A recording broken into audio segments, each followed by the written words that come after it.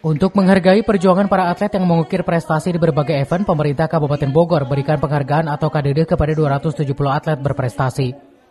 Penyerahan bonus bagi atlet dan insan olahraga berprestasi ini diserahkan langsung PJ Bupati Bogor Asmawato Sepu di Darmawan Park, Babakan Madang belum lama ini.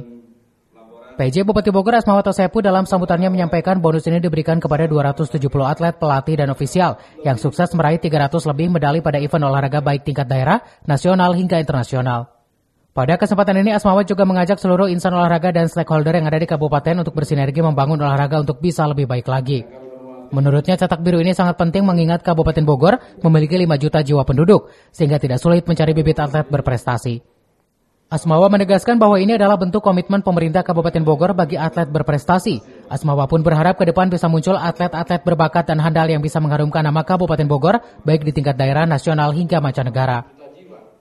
Sementara Kepala Dinas Pemuda dan Olahraga Kabupaten Bogor Asnan Ape menyampaikan pemberian bonus kepada atlet berprestasi ini stimulasi yang diberikan pemerintah daerah untuk memacu semangat para atlet, ofisial, dan juga pelatih.